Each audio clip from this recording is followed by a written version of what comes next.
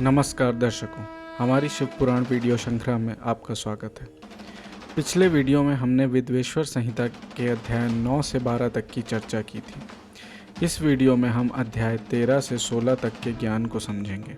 यदि आप संपूर्ण शिव पुराण को सरल भाषा में पढ़ना चाहते हैं तो आप हमारी पुस्तक शिव पुराण अनलॉक खरीद सकते हैं, जो अमेज़न और फ्लिपकार्ट पर उपलब्ध है। विद्वेश्वर संहिता का 13वां अध्याय हमें सदाचार और अच्छे कर्मों का महत्व सिखाता है। इसकी शुरुआत ऋषियों के एक प्रश्न से होती है, जिन्होंने पूछा, कोई भी समझदार व्यक्ति कैसे शीघ्र ही उच्च लोकों को प्राप्त कर सकता है? कृपा करके उन अच्छे और बुरे कर्मों का वर्णन करें जो स्वर्ग या नरक की ओर ले जा सकते हैं। तब सूत जी ने उत्तर दिया। उन्होंने ज्ञान और व्यवहार के आधार पर विभिन्न प्रकार के ब्राह्मणों के बारे में बताया। एक सच्चा ब्राह्मण वह है जो वेदों को जानता है और धार्मिक आचरण करता है। उन्होंने शासकों, क्षत्रिय और व्यापारियों, वैश्य जैसे अन्य समूहों के लिए भी समान वर्णन किया। सूत जी ने अच्छे आचरण के लिए दैनिक दिनचर्या का भी विस्तार से वर्णन किया। इसमें सुबह जल्दी उठना, देवताओं का ध्यान करना और अच्छे कर्मों के बारे में सोचना शामिल है।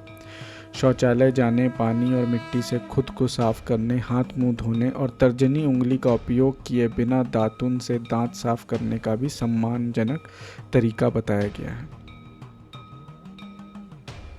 प्रार्थना अच्छे आचरण का एक प्रमुख पहलू है। सूत जी ने सूर्योदय और सूर्यास्त के समय संध्या प्रार्थना करने पर जोर दिया। इन प्रार्थनाओं को छोड़ने पर अतिरिक्त गायत्री मंत्र का जाप करके प्रायश्चित करना पड़ता है। सूत जी ने नैतिक व्यवहार के बारे में भी बताया। उन्होंने दुखदायी भाषण और गपशप से बचने की सलाह दी। उन्होंने अपनी क्षमता के अनुसार जरूरतमंदों की मदद करने पर जोर दिया। ईमानदारी से धन कमाना और अपनी कमाई का एक हिस्सा दान में देना चाहिए। भोजन, पानी और आवश्यकता की वस्तुएं देना एक महान कार्य है। शिव पुराण का यह अध्याय हमें विभिन्न प्रकार के यज्ञ और पूजा के बारे में बताता है, जो सभी देवताओं को प्रसन्न करने और बदले में अच्छी चीज़ें प्राप्त करने के तरीके हैं। ऋषियों ने सूत जी से अग्नि यज्ञ, देव यज्ञ, वेद अध्ययन, गुरुओं का सम्मान और ब्राह्मणों को प्रसन्न करने के बारे में समझाने के लिए कहा। सूत जी ने बताया कि कैसे भगवान शिव ने हमारे लाभ के लिए सप्ताह के दिनों का निर्माण किया और प्रत्येक दिन के लिए अलग अलग देवता नियुक्त किए। रविवार को सूर्य की पूजा अच्छे स्वास्थ्य के लिए, सोमवार को लक्ष्मी की पूजा धन के लिए, मंगलवार को काली की पूजा बीमारी दूर करने के लिए, बुधवार को विष्णु जी की पूजा पोषण के लिए, गुरुवार को ब्रह्मा की पूजा लंबी आयु के लिए, शुक्रवार को अन्य देवताओं की पूजा सांसारिक सुखों के लिए और शनिवार को रुद्र की पूजा अकाल मृत्यु से बचने के लिए की जाती है। इन देवताओं की पूजा करने के 5 तरीके हैं। उनके विशेष मंत्रों का जाप करना, यज्ञ करना, दान देना, तपस्या करना और किसी पवित्र स्थान पर, मूर्ति पर, अग्नि में या किसी ब्राह्मण का सम्मान करके भक्ति दिखाना। यदि आप एक नहीं कर सकते तो आप दूसरा कर सकते हैं। शिव पुराण का यह अध्याय हमें अग्नि यज्ञ और दान जैसे अच्छे कर्म करने के लिए सर्वोत्तम स्थानों, समय और लोगों के बारे में बताता है। सूत जी ने बताया कि एक साफ सुथरे घर में अच्छे कर्म करना अच्छा है, लेकिन गौशाला में करना 10 गुना बेहतर है। तालाब के पास या तुलसी, बिल्व या अश्वत्थ के पेड़ के नीचे देना और भी अधिक फायदेमंद है। मंदिर, नदी के किनारे, विशेषकर गंगा, गोदावरी जैसी पवित्र नदियाँ और समुद्र तट उत्तरोत्तर बेहतर स्थान है। सबसे अच्छी जगह वह है जहाँ आप सबसे अधिक शांति महसूस करते हैं।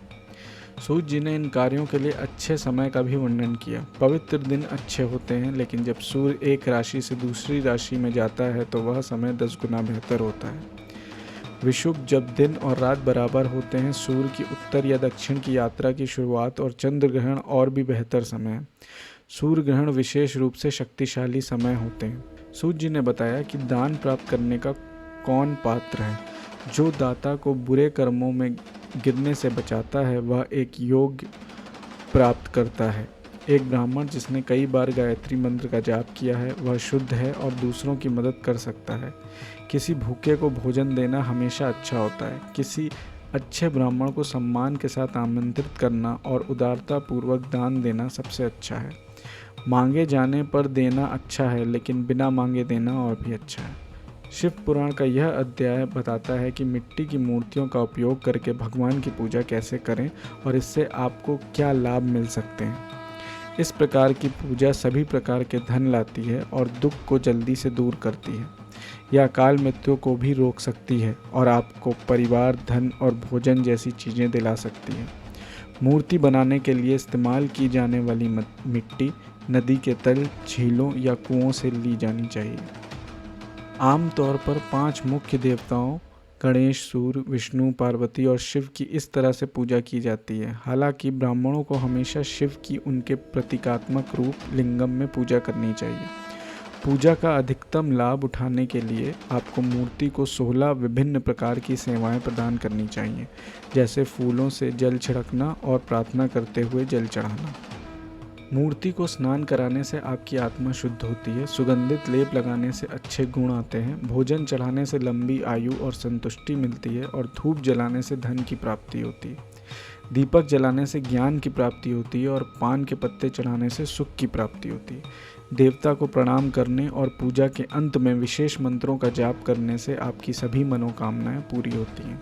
अंत में अध्याय में फिर से जन्म लेने से बचने के लिए शिवलिंगम की पूजा के महत्व पर जोर दिया गया है। लिंगम शिव और शक्ति, दिव्य पुरुष और स्त्री ऊर्जा के मिलन का प्रतीक है। भक्ति के साथ लिंगम की पूजा करके आप महान आनंद और मोक्ष प्राप्त कर सकते हैं। इस अध्याय को पढ़ने या सुनने से आपको मजबूत और स्थायी भक्ति विकसित करने में मदद मिलती है। अगले वीडियो में हम विद्वेश्वर संहिता के आगे के अध्यायों पर चर्चा करेंगे। हमारे साथ बने रहने के लिए धन्यवाद। हर हर महादेव।